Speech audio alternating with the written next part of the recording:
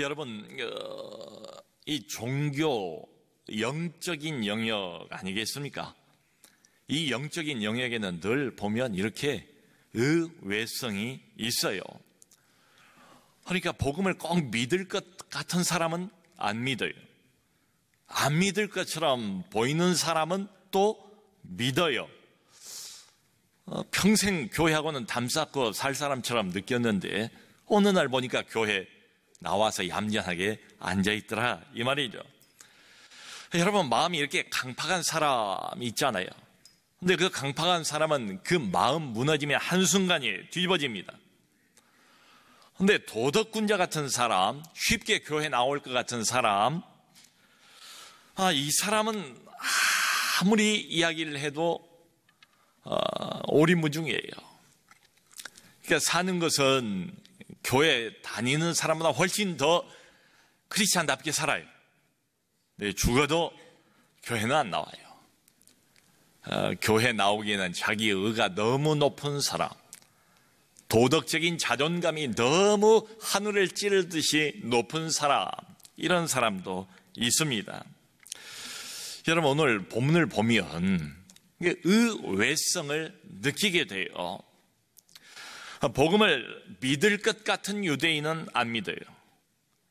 복음을 안 믿을 것 같은 이방인들은 이 복음을 받아들여요. 자, 바울이 비시대 안디옥에서 안식일 날 처음으로 설교를 했습니다. 참 얼마나 하나님께서 그 설교를 축복해 주셨겠습니까? 하나님의 말씀과 하나님의 복음이 최초로 그 도시에 전파가 되는 설교 아니겠어요?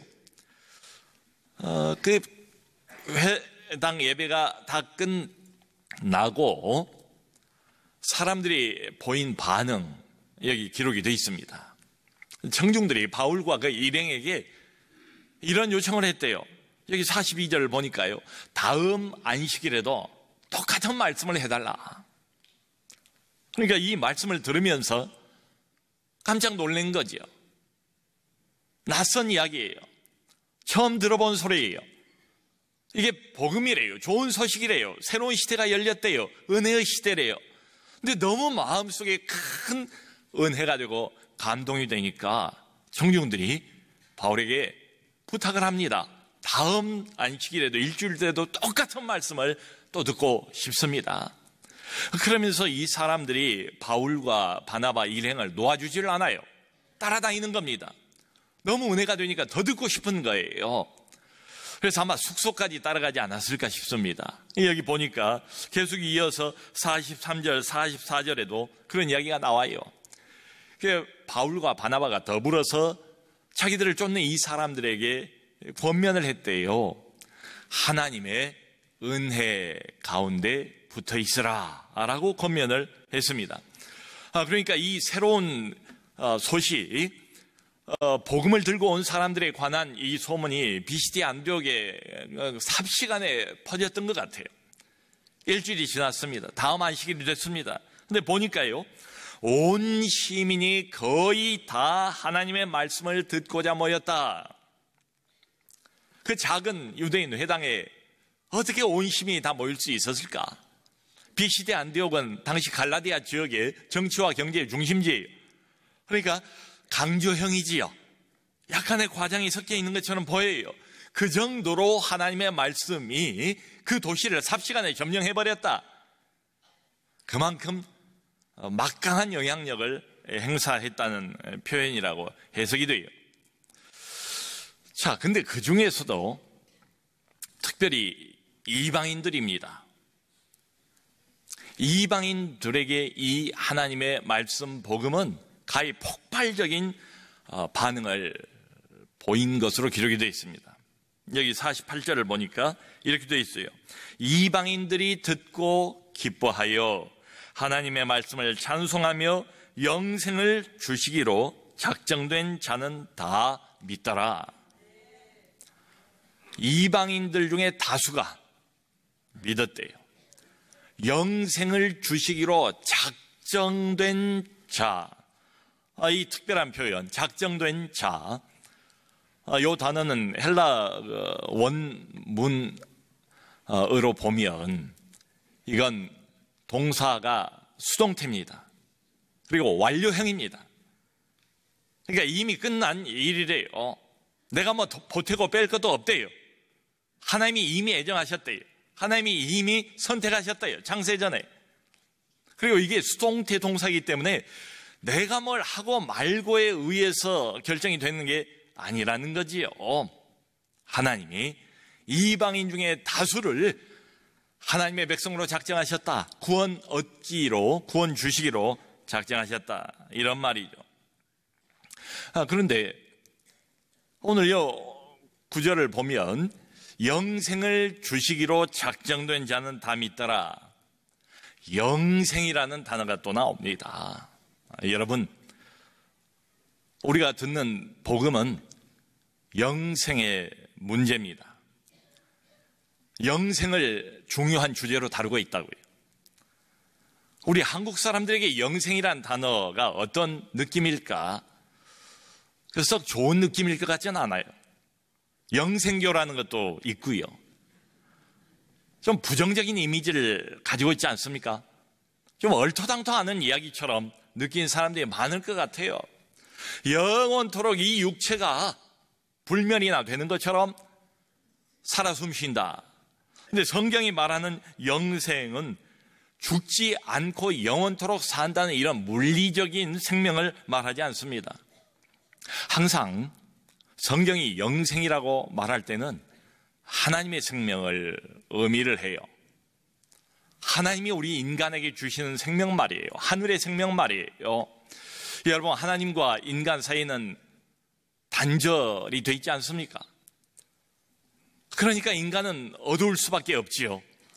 빛과 단절되어 있으니까 말이죠. 세상에 온갖 어둠의 일들이 난무하는 건 뭔가? 하나님의 생명이 우리에게 없기 때문이다.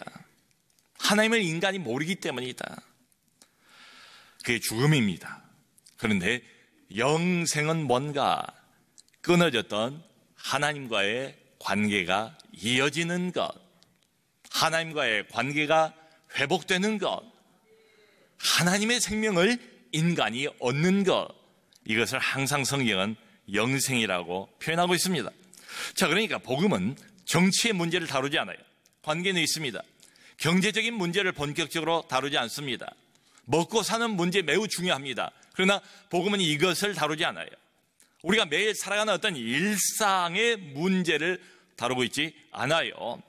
하나님께서 정치, 경제, 먹고 사는 문제, 일상사 이 모든 것들을 주관하시는 분 맞아요. 그런데 복음이 정작 강조하고 싶어 하는 것, 이야기하고 싶어 하는 것, 우리에게 전달하고 싶어 하는 핵심적인 주제는 이런 것들이 아니다. 그건 영생의 문제, 영혼의 문제입니다. 우리 영혼에 관한 이야기.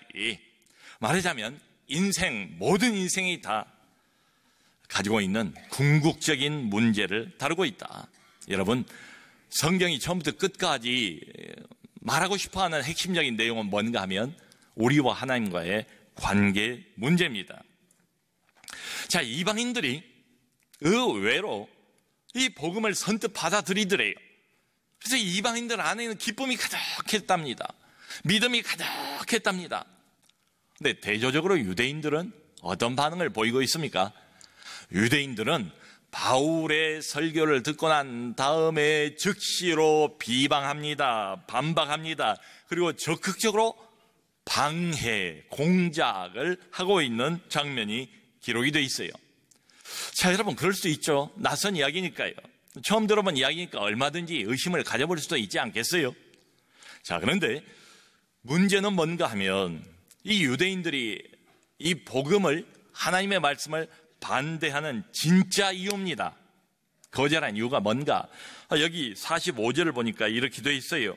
유대인들이 그 무리를 보고 시기가 가득하여 바울이 말한 것을 반박하고 비방하거늘. 이 사람들이 왜 거절했다고요? 복음을? 모인 사람들이 몇 사람에 불과하다면 이러지 않았을 거예요. 그런데 비시대 안디옥 거의 온 시민이 이쪽으로 쏠리는 것을 본 겁니다. 그러면서 대놓고 반대해요. 성 안에 많은 사람들이 관심 집중, 인기몰이를 하는 것을 자기들 눈으로 확인을 하고 난 다음에는 적극적으로 반대를 하는 거예요. 여러분, 그러니까 팩트를 정직하게 생각을 해본다면 이거죠. 지금 이 유대인들은 한마디로 하나님에게는 관심이 없어요. 대신에 자기 자신에게 관심이 많은 사람들, 늘 판단의 기준이 뭔가 하면 이게 진리냐 비진리냐 이게 아니에요. 내게 플러스가 될 것인가 아니면 마이너스가 될 것인가, 내게 이득이 될 것인가, 내 인기에, 내 명예에, 내 기득권에 이 이야기가, 저 일행이 도움을 줄 것인가 아니면 손해를 줄 것인가, 이겁니다. 그러니까 옳고 그름에 따라서 결정을 하는 게 아니다, 행동을 하는 게 아니다. 자기가 지금 처해 있는 입장, 자기가 지금 처해 있는 현실적인 처지, 여기에 따라서 판단을 해요. 지지할 것인가 반대할 것인가. 그리고 난 다음에는 흥미롭게도 자기가 내린 그 판단과 결정을 정당화시키기 시작합니다. 그럴듯한 명분을 거기에 붙여요. 근데 명분은 따지고 보면 다 일종의 포장에 불과한 거지요. 하나님이 그게 속을 리가 없지요. 그러니까 오늘 본문에 나타난 하나님의 지적은 이겁니다. 유대인들이 결정을 했지만, 거부하기로 판단을 했지만 그 결정의 이면의 동기가 따로 있다는 이야기예요. 소위 말하는 세속적인 동기, 시기와 질투가 가득하여, 한마디로 자기중심주의입니다. 이기심입니다. 여러분, 이 유대인들이 복음을 거절하는 진짜 이유가 따로 있습니다. 그것은 인간의 욕심 때문이다. 이게 하나님의 지적이에요. 자, 지금까지는 별 문제 없었어요. 전통적인 유대교, 여호와 종교 잘 믿고 잘 살아왔습니다. 율법 중심이에요. 잘 짜여진 틀과 같지 않겠습니까? 바로 이 구약의 율법 종교로 사람들을 지배해왔어요. 이 사회를 지배해왔어요. 사회에 큰 영향력을 끼쳐왔습니다. 근데 어느 날 갑자기 그야말로 갑자기 엉뚱한 침입자가 들어온 거예요. 복음이라는 침입자가 나타난 겁니다. 그러더니 삽시간에 일주일도 못 돼가지고 전체 시민들의 관심을 다 가져가는 거예요. 인기몰이를 하는 거예요. 기득권을 뺏겼습니다. 흔히 하는 말로 장사가 이제 안 될 판이에요. 짜놓은 판이 흔들리게 생겼다 이 말이지요. 이걸 못 견디는 거예요. 몹시 불편해합니다. 근데 명분을 만들죠. 스데반을 핍박했던 사람들, 사도들을 또 감옥에 집어넣고 복음 전하지 못하도록 막았던 종교적인 지도자들 다 그럴듯한 명분을 내세우지 않습니까? 신성모독이다, 성전모독이다, 율법모독이다, 이렇게 말이죠. 근데 따지고 보면 진짜 이유는 다른 데 있었다 이 말이죠. 여러분, 그러므로 어떤 사람이 무엇에 대해서 적극적으로 반대를 할 때 이걸 물어볼 필요가 있어요. 도대체 왜 이 사람이 반대를 할까 살펴볼 필요가 있습니다. 특히 과도하게 반대를 할 때, 여기 유대인들처럼 말이죠. 사실은 그럴 일도 아니에요. 좀 더 따져볼 필요가 있지 않습니까? 근데 과도하게 반대를 해요. 그때는 대부분 이면에 숨은 다른 동기가 있다. 여기 본문에도 보면 유대인들이 나중에는 어떻게 행동을 취합니까? 사람들 선동을 하잖아요. 그 비시대 안디옥에 살고 있던 유력자들, 경건한 귀부인들, 힘 있는 사람들을 선동을 했어요. 험한 말을 했겠죠, 바울과 그 일행에 대해서. 그리고는 결국은 힘으로 바울과 일행을 쫓아내지 않습니까? 기어이 쫓아내요. 그래야 직성이 풀려요. 그러니까 판단이 이미 쓴 거예요. 이 사람들과 함께 가기는 어렵다. 왜요? 이유는 비진리를 전하는 사람들이기 때문이 아니고, 사람들의 영혼에 어떤 혼란을 주는 사람들이기 때문이 아니고, 내게 손해를 끼치는 사람들이기 때문이에요. 여러분, 오늘 본문은 유대인으로부터 복음의 초점이 이방인에게로 옮겨가는 본격적인 출발입니다. 바울과 일행은 유대인들이 믿을 것으로 생각을 했어요. 접촉점이 있잖아요. 그래서 유대인들의 회당을 거점으로 삼아서 지금 쭉 이동을 해요. 근데 본인들이 현장에서 경험을 하면서 깨닫게 된 거예요. 아하, 복음이 이미 유대인들에게서 그 초점이 이방인들에게로 옮겨졌구나. 여기 바울이 46절에 이렇게 말해요. 하나님의 말씀과 복음을 너희에게 먼저 전하는 것이 마땅하다고 생각해서 우리가 전했는데 너희가 그것을 버리고 영생을 얻기에 합당하지 않은 자로 스스로 자처하기로 이제 우리는 이방인에게로 향하노라. 아멘. 이방인에게로 향한대요. 그리고는 바울과 바나바 그 일행이 발에 티끌을 떨어버립니다. 그리고 비시대 안디옥에서 남동쪽으로 120km 정도 떨어져 있는 이고니온이라는 새로운 도시로 이동을 합니다. 여러분, 마태복음 10장 14절을 보면 주님이 제자들 둘씩 마을로 파송을 하지 않습니까? 전도 여행을 시키는 장면이 나와요. 근데 여러 가지 당부의 말씀을 하세요. 아셨어요, 주님이. 이 복음을 받아들일 사람도 있고, 그러나 많은 사람들이 이 복음을 이런저런 이유로 명분을 내세워서 거절할 것을 내다보시면서 제자들에게 이런 말씀을 하세요. 누구든지 너희를 영접하지도 않고 너희 말을 듣지도 않거든 그 집이나 성에서 나가 너희 발에 먼지를 떨어버리라. 안 믿고 안 받아들이고 거절하고 적극적으로 방해를 하거든 오래 머물지 마라. 거기 집착하지 마라. 시간이 아깝다. 많은 작정된 자들이 너희들을 기다리고 있다. 이런 전제가 숨어 있지요. 그러면서 그 마을에서 나갈 때에 발에 먼지를 털어버리래요. 할 일을 다 했다는 표시겠지요. 이제 나는 전할 걸 전했는데 받아들이지 않는 너희들이 책임을 져야 한다는 의미가 숨어 있겠지요. 여러분, 그 발에 먼지를 떨어버리는 이 행위는 일종의 제스처입니다. 유대인들은 이방인들하고 상종을 안 했잖아요. 접촉을 꺼린 사람들 아닙니까? 그런데 어쩌다가 원치 않게 접촉을 했단 말이에요. 이방인들하고 교제를 나눴단 말이에요. 그러면 그 접촉으로 인해서 어두워지고 불순해졌을 자기의 영혼을 지키기 위해서 말하자면 유대인으로서의 정결 의식처럼 돌아서서 발에 먼지를 떨어버려라. 지금 이 행위를 바울과 바나바 그 일행이 누구를 향해서 하고 있어요? 전형적인 유대인, 전통적인 유대인들을 향해서 발에 먼지를 떨어버리고 이고니온으로 출발을 하는 거예요. 마치 이방인처럼 취급을 하고 있지 않습니까? 그러니까 유대인이 이방인이 돼버리고 이방인이 유대인처럼 하나님의 백성이 되는 장면이지요. 자, 새로운 시대가 열렸습니다. 은혜의 시대입니다. 누가 아브라함의 참 자손입니까? 하나님의 이 생명의 말씀을 받아들이는 사람은 누구든지 어떤 이방인이라 할지라도 참 하나님의 자손이 된다는 이야기지요. 의외성입니다. 여러분, 오늘날도 이 생명의 말씀을 전하면 대부분의 사람들이 시큰둥합니다. 얼토당토하는 이야기라고 콧방귀도 안 낍니다. 돌아보지도 않아요. 제발 자기를 귀찮게 하지 말고 내버려달라는 이런 이야기를 하는 사람들도 많습니다. 반대하는 사람들 이런저런 명분을 내세워서 여전히 있어요. 자, 그런데 그것만 보면 안 돼요. 여기 49절을 보니까 이런 말씀이 있습니다.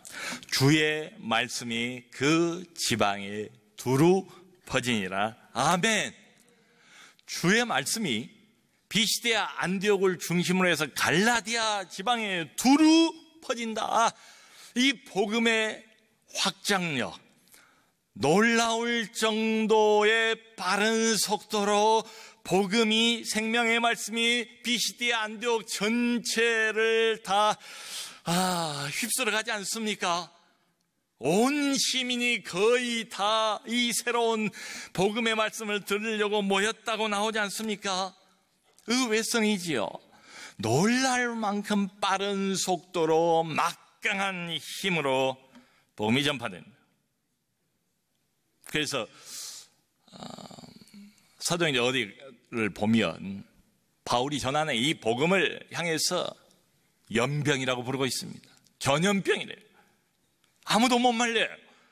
요한의 불길처럼 막 복음이 이렇게 퍼져나간다 이 말이지요. 여러분, 그러니까 거절하는 자도 있고 뒤돌아선 자도 있고 고개를 절레절레 흔든 자도 있고 나를 또 심지어는 핍박하는 자들도 있습니다만은 여전히 이 복음을 듣는 사람들 중에 구원 얻기로, 영생 얻기로 작정된 자들도 많이 있는 줄로 믿습니다. 우리가 목표로 삼아야 할 사람들은 바로 그 사람들이 하나님의 생명의 말씀을 목이 가란 심정으로 기다리고 있는 사람들이 얼마든지 있다. 여러분, 복음은 한 도시를, 한 지역을 완전히 이렇게 뒤바꿔 놓습니다. 한 걸음 더 나가서 복음은 한 나라 전체를 위아래를 완전히 바꿔놓는 것처럼 바꿔놓는 경우도 있습니다. 역사를 보면 그런 일들이 왕왕 나타나요. 여러분, 감리교의 창시자가 요한 웨슬리 아닙니까? 이 요한 웨슬리가 살았던 17세기 말은 영국 사회가 그야말로 부패할 대로 부패하고 퇴폐 문화에 젖어 있을 이런 때였습니다. 소망이 없는 때였다고요. 정치적인 싸움은 극에 달하고 말이죠. 그런데 요한 웨슬레를 통해서 일어난 복음주의 말씀 운동, 이게 파죽지세로 영국 전역에 퍼지는 거예요. 믿는 사람이든 믿지 않는 사람이든 다 영향을 받아요. 하늘문이 열린 것처럼 성령의 기름 부음이 쏟아져요. 그러니까 술집이 기도처로 바뀌어요. 온 세상 사람들도 하나님을 고백하지 않는다 할지라도 이런 영향을 아주 빠른 시간 안에 막강한 영적인 영향을 받습니다. 그래서 이 세상의 역사가들은 이렇게 평가를 하지요. 요한 웨슬레를 통해서 일어난 복음주의의 이 말씀 운동 덕분에 영국은 다른 나라들과 달리 피 한 방울 흘리지 않고 명예혁명을 완성할 수 있었다. 나라를 완전히 바꾸는 명예혁명이 가능했다는 겁니다. 자, 여러분, 오늘 본문을 보면 42절에서 52절 10절인데요. 이 10절 안에 반복해서 계속 등장하는 단어가 뭔가 하면 말씀입니다. 하나님의 말씀입니다. 복음입니다. 사랑하는 성도 여러분, 이 땅에는 여전히 두 부류의 사람들밖에 없어요. 하나님은 이때나 지금이나 동일하신 하나님이십니다. 인간의 영혼의 문제도 역시 동일한 문제에 얽매여 있어요. 사람은 두 종류입니다. 하나님의 말씀을 받아들이는 사람, 그 말씀을 거부하는 사람. 오늘날도 우리 하나님께서는 이 하나님의 말씀을 이런저런 이유로 거절하는 자, 나는 이런 거 필요 없어, 이 따위는 안 믿어, 너나 믿어, 난 내 주먹을 믿을 거야, 무슨 말도 안 되는 소리를, 이렇게 반응을 보이는 사람들에게 결코 매달리지 않으신다. 곧장 다른 데로 옮겨가십니다. 근데 여러분, 어떤 사람들은 지금도, 우리도 가끔 경험을 해보지 않습니까? 이 말씀을 들으면, 복음을 들으면 마치 오랜 가뭄에 가란 심령이 물을 빨아들이는 것처럼, 스펀지가 물을 빨아들이는 것처럼 비가 안 와서 오랫동안 적적 갈라져 있는 논바닥에 하늘의 단비를 쑥쑥 빨아들이는 것처럼 하나님의 말씀을 빨아들이는 사람들이 있다. 그 말씀을 사모하는 사람들이 있다. 마치 이 하나님의 생명의 말씀을 꿀송이처럼 이렇게 흡입하는 사람들이 있다. 그리고 이 말씀을 듣고 더 알고 싶어하고 그래서 더 매달리는 사람들이 있다. 아멘. 그 우리나라에 한때 유행을 했던 전도 방식 중에 고구마 전도라는 게 있잖아요. 여러분, 그 고구마를 솥에 넣고 찌면 나중에 이건 아니건나를 젓가락으로 검사해보지 않습니까? 간단해요. 젓가락이 쑥 들어가면 다 익은 거예요. 먹어도 돼요. 젓가락이 들어가다가 막히면 덜 익은 거예요. 좀 더 기다려야 돼요. 그런 것처럼 어떤 사람에게 복음을 전했습니다. 생명의 말씀입니다. 그런데 거부의 반응, 과도하게 거절하는 반응을 보이면 더 이상 머물 필요가 없다. 그 사람에게 집착할 필요가 없다. 다른 데로 옮겨가야 됩니다. 나중에 다시 돌아오는 한이 있다 할지라도 그때는 이거 쓸지도 모르지요. 지금은 아니란 말이죠. 이런 것처럼 여러분, 그런데 우리가 말씀을 전하고 복음을 전하다 보면 여기 성경에 기록되어 있는 것처럼 기다렸다는 듯이 그 말씀을 아멘으로 받는 사람들도 있다. 교회 안 나올 것처럼 보이던 사람, 이 말씀이 과연 먹힐까 의심스럽고 두려움 가운데 전했는데 의외로 하나님 말씀을 꿀송이처럼 달콤한 그 무엇처럼 인생의 영양분처럼 기다렸다는 듯이 받아들이는 사람들도 얼마든지 있다. 믿기로 영생 얻기로 작정된 자는 다 믿더라. 아멘. 구원을 얻기로 영생을 주시기로 작정된 자들이 우리 주변에 많이 있습니다. 여기 샘터에도 목련에도 가람 아파트에도 한솔 아파트에도 여기저기 우리 주변에 많이 있다. 아직 많이 남아있다. 주소할 거리들이 믿음의 용기를 가지고 하나님께서 구원 주시기로 작정된 자들이 있다는 것을 염두에 두면서 계속 복음을 전하는 우리 모두가 될 수 있기를 주님의 이름으로 축원합니다.